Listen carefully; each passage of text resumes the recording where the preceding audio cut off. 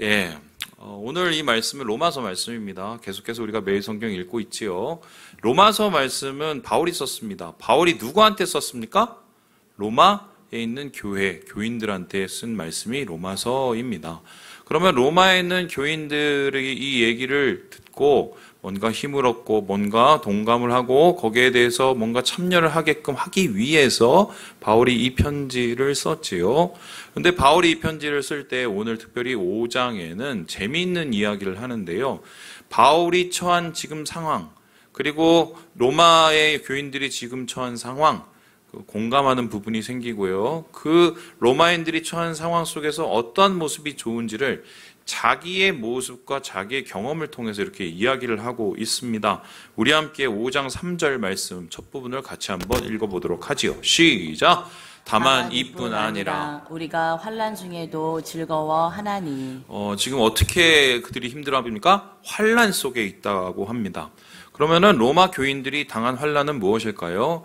우리 바울이 당한 환난을 한번 생각을 해봅시다. 죽을 고비를 몇 번을 넘기고 심지어는 마다도 엄청나게 많이 맞고 모함도 당하고 그리고 마음의 고통도 여러 가지 있고 이 모든 종합 세트 같은 환난을 당했지만 지금 로마 교인들이 당하고 있는 환난은 조금 더 구체적이었습니다. 특별히 이 환난이라는 단어는 뜰립시스라는 단어인데요. 이 뜰립시스가 어떤 거냐면 이거예요. 지금 이 종이가 있지 않습니까? 이게 이렇게 되는 게 뜰립시스입니다.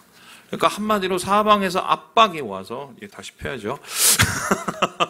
압박이 와서 이제는 내가 제대로 설 수 있는 상황이 안 되는, 한마디로 이 환난 속에서 사람들은 화를 내야 되고 고난 속에서 사람은 곤란할 수밖에 없는 이런 상황이 뜰립시스예요. 특별히 그러면은 로마 사람들은 어떠한 뜰립시스를 당했을까? 로마에 전한 다른 편지가 하나 있는데요. 여러분 잘 아시는 마가복음입니다. 마가복음이 사실 이게 왜 써졌냐면 로마에 있는 교인들, 로마 제국 안에 있는 교인들을 위해서 쓴 편지가 마가복음인데요. 이 마가복음 1장에 보면 다른 공간복음, 그러니까 마태복음, 누가복음, 심지어는 요한복음에도 나타나지 않은 신기한 표현이 하나 등장을 합니다. 그 표현이 뭔지 아세요? 우리 함께 1장 13절의 말씀을 같이 한번 읽어보도록 하겠습니다. 시작! 광야에서 40일을 계시면서 사탄에게 시험을 받으시며 들짐승과 함께 계시니 천사들이 수종 들더라.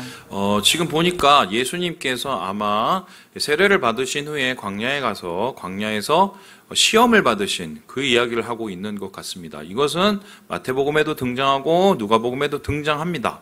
그런데 특별히 이 마가복음에는 예수님의 시험받은, 이 유혹받은 이 모습을 조금 더 다르게 표현하고 있는데요. 무엇이 함께 있었다고 합니까? 들짐승이 있었다고 합니다. 그리고 예수님 옆에는 또 누가 있었다고 합니까? 천사들이 있었다. 왜 하필이면 여러 표현들 중에서 들짐승 얘기를 하고 있을까요? 왜 하필이면 여러 표현들 중에서 천사가 직접 수종을 들었다고 얘기를 하고 있을까요? 여기에 대해서 보통 분들은요, 그냥 지나칠 수 있겠지만 학자들은 이걸 날카롭게 봅니다.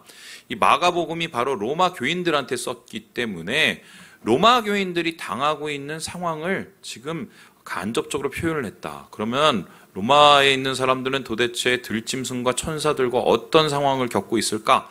이 그림을 보시면 좀 이해가 됩니다. 이건 이제 구스타프 도레라는 분이 그린 순교자, 기독교 순교자라는 그림인데요. 여러분 보세요. 저기 보면은 저 밑에 사람이 보입니까? 잘 안 보이죠? 왜냐하면 다 엎어져서 돌아가셨기 때문인데 그 돌아간 사람 옆에 누가 있습니까? 무엇이 있어요? 예, 사자 같은 들짐승이 있습니다. 뜯어먹힌 거죠. 다 옷이 벗겨져서 뜯어먹혔어요. 그런데 저 위에는 지금 뭐가 내려옵니까? 천사가 내려옵니다. 바로 이 로마 교인들이 당했던 당시에 소위 말해서 이 콜로세움에서 겪었던 그러한 직접적인 이 박해를 의미하는 거예요. 그 사람들 어떻게 했습니까? 굶주린 사자에 노출이 돼서 뜯어먹히고 벌거벗겨지고 태워지고 뭐 이런 일을 다 당했죠. 그래서 로마 안에서 예수를 믿는다는 건 언제 어떻게 그렇게 붙잡혀서 나도 같이 그러한 환난을 당할 수 있는 그러한 위험에 겪은 상황이다. 그런데 이러한 것을 예수님도 똑같이 당하셨다라고 표현하고 싶으셨던 거예요. 그래서 이러한 모습을 가지고 극한 환난, 극한 핍박 가운데 로마 교인이 있었다라고 생각을 해도 우리는 괜찮겠습니다. 그런데 문제가 뭐냐? 환란이 오면은 힘들죠. 예수 믿고 잘 돼야 되는데. 그런데 환란 속에서 힘든 것으로 끝나는 게 아니라 지금 바울이 뭐라고 하냐면 환란 속에서 오히려 뭘 하라고 합니까? 즐거워하라고 얘기합니다. 여러분 미치지 않고서 어떻게 환란 속에서 즐거워합니까? 환란 속에서 아마 즐거워하고 헤헤거리고 웃으면은 주위 사람들이 아이고 드디어 맛이 갔네 뭐 이렇게 생각을 하겠죠. 그럼에도 불구하고 이 바울이 자기의 경험과 예수 그리스도의 고난을 비추어 보면서 이 환란에서 즐거워하다라는 말은 의미심장한 이유가 있어요. 특별히 이 즐거워하다는 말은요, 사실 조금 우리나라에서 번역을 조금 더 의역한 건데요. 그 단어가 다음과 같습니다. 이 보시다시피 카오카오마이라는 단어입니다. 이 카오카오라는 단어가 어떤 뜻이냐면 자랑하다, 뽐내다, 그리고 그것 때문에 내가 너무 기뻐서 날뛴다 이런 뜻이에요. 그렇다면은 내가 지금 환란을 당해요. 내 앞에 사자가 있어요. 난 언제 붙잡힐지도 몰라요. 그런 고통이 내 눈앞에 있어요. 그 속에서 도망가는 것이 일반적으로 맞고 두려워하는 것이 맞고 거기에 대해서 우리가 공포를 느끼는 게 맞는데 지금 바울이 뭐라고 합니까? 그걸 자랑하라고 얘기합니다. 뽐내라고 얘기합니다. 그래서 너무 기쁘다고 얘기합니다. 여러분 어찌게 미치지 않고서 이 환난 속에 있는 사람들을 이렇게 위로한답시고 이런 얘기를 할 수가 있을까요? 이것은 분명히 다른 의미가 있기 때문이죠. 그래서 저는 오늘 여러분과 함께 본문을 통해서 이 얘기를 하고 싶은데요. 바울이 이런 무리한 표현을 쓴 이유가 뭘까? 환난 속에서 왜 즐거워하라, 왜 자랑하라, 왜 뽐내라라고 하는 이런 말도 안 되는 이 얘기를 왜 로마 교인들한테 하고 있을까? 그 이유를 한번 말씀 속에서 찾아보려고 합니다. 말씀 속에서 몇 가지를 찾아보았을까요? 3가지. 자, 우리 같이 한번 읽어보도록 하겠습니다. 시작! 구원받은 증거이기 때문. 우리가 환란이 즐거움인 이유가 무엇입니까? 분명히 바울은 이야기해요. 환란이 어려운 것은 맞지만 그 환란 자체는 분명히 어려우나 그 환란이 가지고 있는 분명한 이유와 의미가 있대요. 그 의미가 무엇입니까? 환란이 우리 자신이 구원받았다는 그 증거라고 이야기를 하고 있습니다. 우리 함께 2절의 말씀을 같이 한번 읽어보도록 하겠습니다. 2절입니다. 시작! 또한 그로 말미암아 우리가 믿음으로 서 있는 이 은혜에 들어감을 얻었으며 하나님의 영광을 바라고 즐거워하느니라.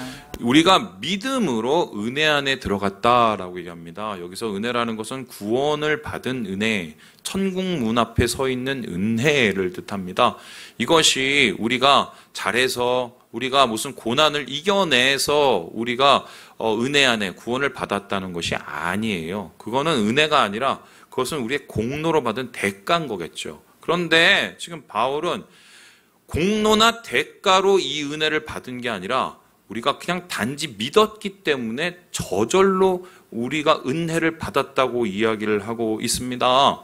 그래서 은혜를 받았다는 것을 그냥 얘기하는 게 아니라 들어갔다고 얘기하는데요. 이 들어갔다는 것은 뭐냐면 지금 모든 것을 다 치르고 나서 문 앞에서 문을 두드리고 이제 그 문을 열고 들어갈 준비만 하면 된다라는 얘기예요. 그 문은 뭐예요? 바로 하나님 앞에 있는 하나님의 천국의 문을 우리가 두드리고 있다는 셈이죠. 그렇다면은 우리가 지금 구원받았다는 이 증거, 이 은혜, 어떻게 이게 가능했을까? 여러분 각자의 삶 속에선 이 은혜가 은혜일 수밖에 없는 코드가 있기 때문인데요. 바울은 오늘 말씀 중에서 이 코드가 무엇인지를 이렇게 설명을 하고 있어요. 이 첫 번째는요, 우리가 예전에 불경건한 자였기 때문이라고 합니다. 불경건한 사람은 하나님 앞에 나아갈 수도 없고 들어갈 수도 없고 구원의 문을 열 수도 없는데 그런데 하나님이 이 불경건한 자를 받아주셨어요. 그러니 은혜라는 겁니다. 우리가 죄인이라고 얘기합니다. 죄인은 뭡니까? 하나님이 원하시는 길과 반대 길을 가는 겁니다. 그러면 죄인은 세상 길로 가고 죽음의 길로 가는 게 맞는데 바울은 그러한 죄인을 돌이켜 주셔서 하나님이 은혜로 이끌어줬다고 얘기합니다. 또한 우리는 어떤 사람들인가요? 원수된 자였습니다. 원수된 자가 뭐예요? 하나님에 대해서 반역하는 자입니다. 목사님, 제가 언제 하나님 앞에 반역을 했습니까? 제가 왜 하나님 원수입니까? 라고 생각할지 모르지만 오늘 새벽에 우리가 배웠죠? 우리가 예전에 죄의 뭐였어요? 종이었다. 가만히만 있어도 죄를 짓는 자였다. 그러면 가만히만 있어도 하나님을 반대하기 위해서 태어난 사람이 바로 우리인데요. 이렇게 말도 안 되는 극단적인 하나님 반대편에 있는 사람들을 하나님께서 끌어서 의의 자리로, 하나님의 구원의 자리로 하나님 앞에 끌어다 놨으니 이건 은혜라는 겁니다. 그런데 이렇게 끌어다 놓을 때 누구는 이거를 싫어합니까? 하나님은 좋아하시면 누가 싫어해요? 저기 있는 죄의 원수된, 죄의 한마디로 주인이 누굽니까? 사탄이 가만히 내두질 않는 거죠. 여러분 아시죠? 맨 처음에 예수 믿고 나서 시험이 없는 사람은 없어요. 항상 시험이 있습니다. 왜냐하면은 생각을 해보세요. 뭐 예를 들어서 예수 믿는 게 한 40년 돼서 믿었다. 그래서 한 2년 믿었다. 40년 동안 자기 밑에 있는 종을 누가 훔쳐가갖고 데리고 갔어요. 기분이 좋아요? 싫어요? 싫죠? 얼마까지만 해도 제 밑에서 계속 죄에서 발발 기던 놈이 어느 날 갑자기 자기가 의인이랍시고 예수님 앞에 가요. 그 꼴이 얼마나 보기가 사납겠어요. 그리고 뭐가 무섭습니까? 그 모습을 보고 다른 사람들도 똑같이 그렇게 될까봐 무섭지 않겠어요? 그러니 항상 주님의 은혜 앞에 있는 사람들은 고난 앞에 설 수밖에 없어요. 우리가 고난을 피할 수가 없어요. 어떤 사람들은 뭐 예수 믿으면 고난 안 받고 축복받고 된다고 얘기했는데 거짓말이죠. 새빨간 거짓말이에요. 제가 예수 믿고 나서 얼마나 많은 고난을 당했습니까? 예? 여러분 얼마나 많은 고난을 당했어요.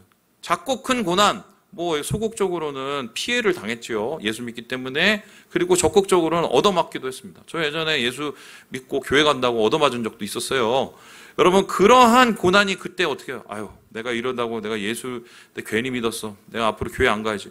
이렇게 생각하실 수도 있지만 저는 그때 솔직히 어땠냐면 마음속 한편으로는 좀 기뻤습니다. 어떻게 기뻤는지 아세요? 야 내가 그래도 참 옛날에 죄인이었고 원수됐고 지금도 참 연약한 사람인데 이렇게 교회라도 다니고 예수 만나서 구원을 얻으니까 하나님이 이렇게 나한테 고난이라는 것을 주는구나. 내가 영혼이 살아있네. 내가 정말 주님 안에서 구원을 받은 게 맞구나. 그러한 이 마음속에서 확신 아닌 확신이 오더라고요. 바로 오늘 이것도 마찬가지인데요. 우리의 환난은 어떻게 이해해야 되느냐? 우리가 죄에서 의로, 죽음에서 생명으로, 바로 악에서 하나님께로 옮겨졌다는 구원받은 증거라는 거예요. 우리가 환난 속에서 왜 우리가 즐거워해야 됩니까? 왜 뽐내야 됩니까? 나 구원 받았다는 거예요. 예수 은혜로 구원 받았다는 것이 이 환난 속에 나타나는 것이기 때문에 나는 당연히 이 환난 속에서 멈추거나 거기에 주저앉지 않고 오히려 이것을 통해서 기뻐하겠다, 즐거워하겠다. 오늘 바울이 우리에게 이렇게 설명을 하고 있는 것입니다. 두 번째로 그렇다면 오늘 말씀 속에서 환난이 즐거움인 이유는 무엇일까요? 우리 같이 한번 읽어보도록 하겠습니다. 시작! 성장하는 이유이기 때문. 그냥 이것은 단순한 지나가는 과정이 아니라 성장통이라는 거예요. 우리 함께 3절과 4절의 말씀을 같이 한번 읽어보겠습니다. 시작! 이는 환난은 인내를, 인내는 연단을, 연단은 소망을 이루는 줄 알미라. 우리에게 닥쳐진 환난 속에서 우리는 견뎌냅니다. 견뎌내다 보면 뭐가 생기느냐? 연단이 생긴대요. 연단이 이게 뭐냐면요, 바뀌어지는, 성장하는 성품을 뜻해요. 그러니까 예전에는 참 모도나고 엉망진창이고 참 옛날에는 죄도 많이 져서 우리가 하나님 앞에서 못된 모습이었지만 그게 환난 속에서 점점 다듬어지면서 하나님하고 가까워지는 모습이 우리 가운데 나타난다. 그래서 이러한 내 안에 있는 변화되는 성품을 바라보면서 내가 이게 하나님 안에서 소망이 돼서 환난이 오히려 내게 기쁨과 자랑과 뽐냄이 된다고 이야기를 하고 있습니다. 예지가 얼마 전부터 갑자기 와갖고 아빠 무릎이 아파요, 무릎이 아파요 이렇게 얘기를 합니다. 그래서 얘가 뭘 하길래 무릎이 아프나 해서 봤더니 학교 갔다 와서 태권도 학원에 들려서 태권도를 열심히 차고 그리고 또 줄넘기를 열심히 하고 옵니다. 근데 얼마 전에 그 태권도 학원에서 뭐 어떻게 찍었는지 모르겠는데 영상을 하나 찍었어요. 어떻게 되냐면 애가 뭐 뺑글을 돌더니 차더니 그 송판을 이렇게 깨부시는 겁니다. 그래서 야 이거 참 너 다 잘 돌려서 잘 찬다 그랬더니 그게 돌려차기가 아니라 뭐라고 그래? 돌쳐차기인가? 뭐, 같은 이상한 거래요. 그거래요. 여러분 제가 딱 보면서 이러니까 무릎이 아프지. 그러면서 얘는 못하던 걸 해요. 그리고 어떻게 해요? 똑같은 일이 우리 요셉이한테도 있었었는데 그러고 나서 요셉이가 부쩍 컸습니다. 성장하기 위해선 성장통이 있어요. 성장통이 있어요. 예수 믿는 사람도 마찬가지입니다. 우리가 고난받은 건 구원받았다는 증거인자 동시에 어떻게 해요? 내가 지금 이 환난을 통해서 뭔가 자라나게 된다는 확신인 거예요. 목사님 저는요 믿은 지가 지금 30년이 되는데 아무 일 없이 너무 잘 지내고 아무 일 없이 아무 탈 없이 너무 편하게 지내고 있습니다. 이런 분들은 뭔가 아직도 굉장히 문제가 있는 겁니다. 쉽게 설명한 거예요. 머리는 굉장히 있단 말이죠. 저보다도 더 큰데 몸은 깐난애기인 거예요. 이게 정상이에요? 비정상이에요? 비정상이죠. 왜요? 아이가 지금 기어야 될 때가 되는데 안 기고 계속 누워 있어요. 일어나야 되는데 아직도 계속 기는 곳에서 그냥 머뭅니다. 이제는 기저귀를 떼야 되는데 6년이 돼도 7년이 돼도 계속 기저귀를 하고 앉았습니다. 이게 정상이에요? 비정상이에요? 비정상이에요. 기저귀 떼려면은 힘들죠. 여러분 앉은 곳에서 일어나는 것도 힘듭니다. 엎어졌던 곳에서 다시 서는 게 힘들죠. 그러기 위해서는 당연히 과정이 필요해요. 그런데 엄마가 옆에서 보고 아유 저 녀석이 일어나서 저렇게 걷는데 가끔 쓰러지는 게 얼마나 내가 힘든지 내가 쟤를 평생 동안 저렇게 붙잡고 다녀야 되겠다. 만일에 한번 그렇게 생각했다고 한번 생각해 봅시다. 학교 가도 붙잡고 다녀, 회사 가도 붙잡고 다녀. 그럴 수 있어요? 없어요. 어떻게 됩니까? 자기가 일어나서 걷다가 쓰러져야 됩니다. 자빠져야 돼요. 그리고 좀 무릎팍도 깨져야 돼요. 그래야 제대로 걷습니다. 예수 믿는 사람도 당연히 이래야 돼요. 목사가 하는 일이라는 것은 무엇이냐? 어떤 사람이 환난 속에 있을 때 목사님 제가 너무 힘들어 죽겠어요. 물론 저는 그분에게 그 환난이 빨리 가시도록 하나님 앞에 기도를 해드립니다. 그런데 마음 한쪽으로는 뭐라고 기도냐? 하나님 이분이 이 성도님이 이 고난을 잘 이겨내서 정 빛나는 성장을 할 수 있도록 주님 도와달라고 저는 그렇게 솔직히 기도합니다. 죄송해요. 왜냐하면은 그게 목사가 해야 될 일이에요. 왜냐하면 우리 주님이 그렇게 하시기 때문입니다. 애가 이렇게 걸어오는데 자빠져도 그냥 보고 있어요. 와야 성장을 하니까. 지금 로마 교인들이 생긴 지도 얼마 되지 않은 그 교회에서 환난과 핍박을 당해 막 쓰러지고 넘어지고 죽어요. 그걸 보고 있으면은 마음이 얼마나 아프겠어요. 하지만 봅니다.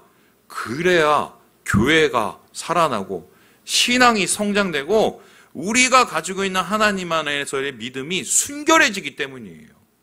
그렇다면 지금 오늘날 한국교회는 뭐가 문제냐? 저는 아주 꿰뚫고 얘기할 수 있는데요. 무엇이 문제냐? 한마디로 한국교회는 더 이상 고난받고 싶어 하질 않습니다. 한국 교인들은 더 이상 고통받고 싶어 하질 않습니다. 고통을 받아도 주님을 위해서 받으면 기쁨이요.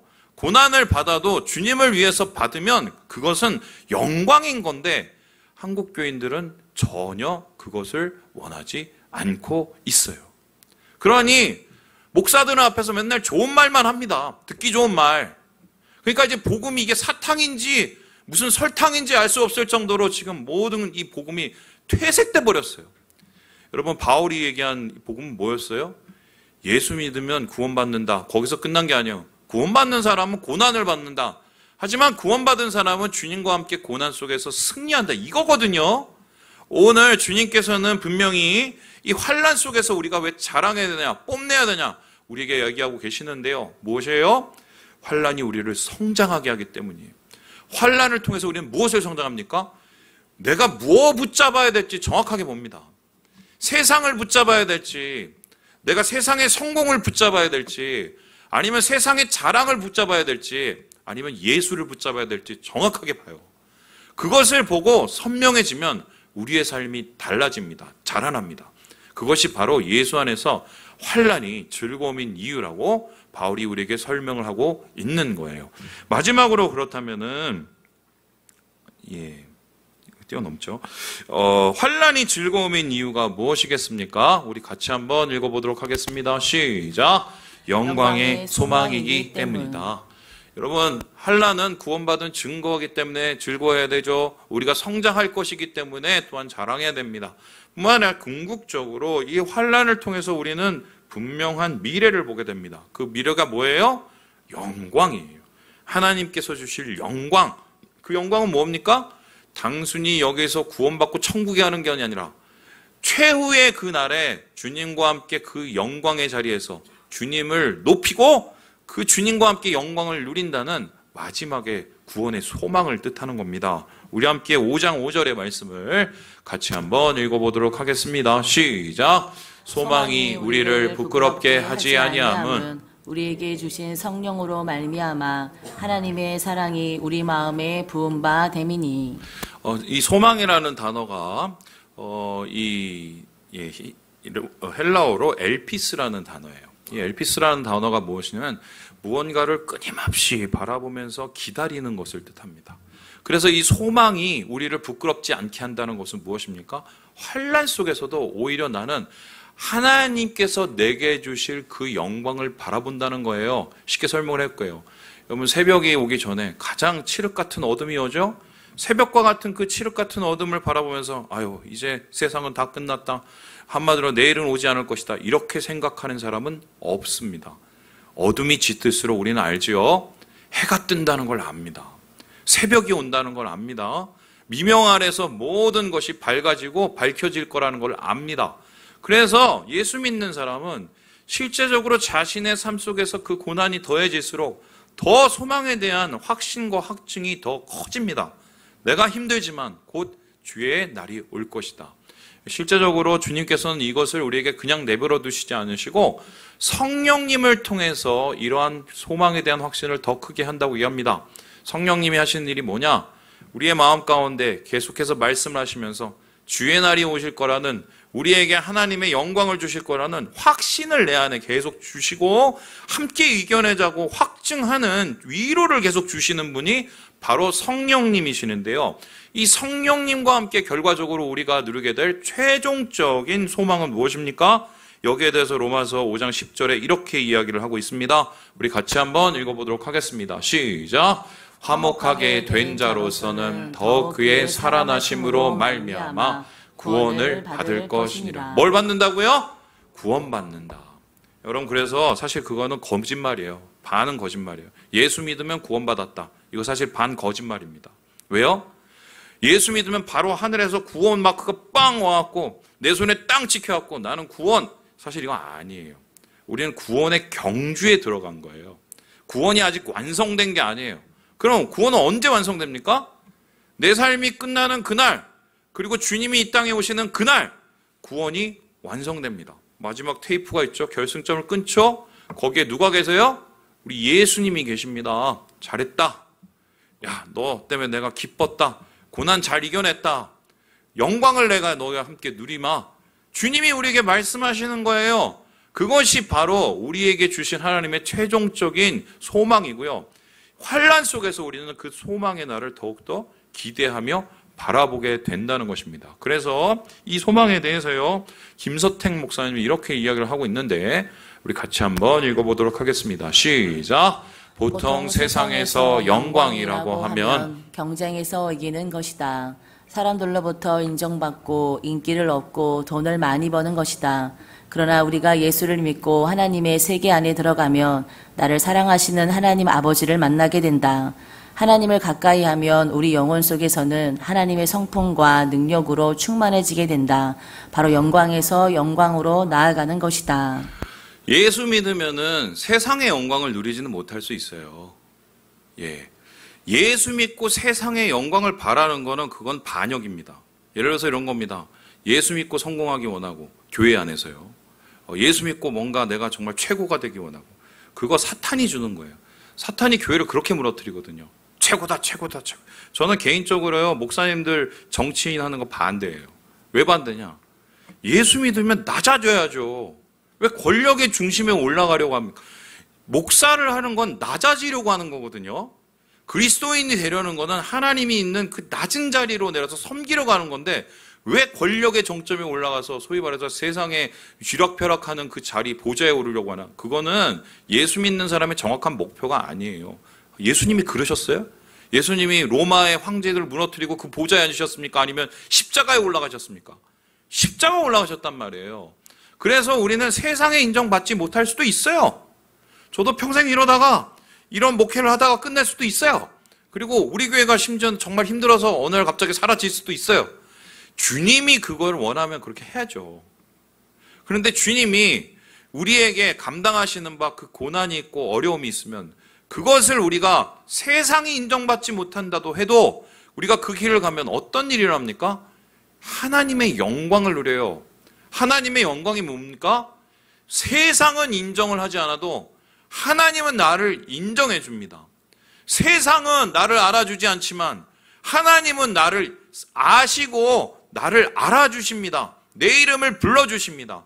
세상은 나에게 아무런 위로도 주지 않고 아무런 상도 주지 않지만 주님은 마지막 날 우리에게 영광의 면류관을 씌워주실 거예요. 우리가 그것 때문에 사는 거예요. 아닌가요? 그것 때문에 사는 거예요. 예수 안에서 이 영광 누리려고 사는 거지 도대체 우리가 뭘 위해서 우리가 이 세상을 살아가겠어요? 이 잠깐인 세상을. 예전에는 잠깐이라고 하면은 사람들이 웃었는데 이제 50이 줄 넘으니까 좀 할 말이 낫네요. 할 맛이 나요. 잠깐인 이 세상을 우리가 왜 살아가겠어요? 하늘 영광 바라보고 사는 거예요. 주님의 인정을 받으려고. 사람이 아니라, 세상이 아니라. 그래서 이 영광 가운데 날아가는 우리의 삶, 주님께서 우리의 삶 속에서 하루하루 우리를 아르시고 이름을 불러주시고 인정해 주실 뿐이 아니라 마지막 그날 영광의 영광이 이를 때 주님 곁에 서서 우리가 왕노릇하는 거예요. 이게 예수 믿고 살아가는 맛이고 환난 속에서 기뻐하는 이유입니다. 말씀을 마칩니다. 우리 사랑하는 여러분, 이상한 사람들이에요. 우리는 뭐 아파도 웃어요. 괴로워도 막 즐거워하려고 하고 자랑을 합니다. 세상 사람들 우리를 이상해 보는 게 당연해요. 왜요? 우리는 알지만 그 사람들 모르는 게 있기 때문이에요. 그게 바로 소망입니다. 예수 안에서의 소망. 그 소망을 품으시고 이 멈출 수 없는 소망 안에서 주님의 구원의 은혜를 누리시는 이 시간 되시기를 주님의 이름으로 축원합니다. 기도하겠습니다.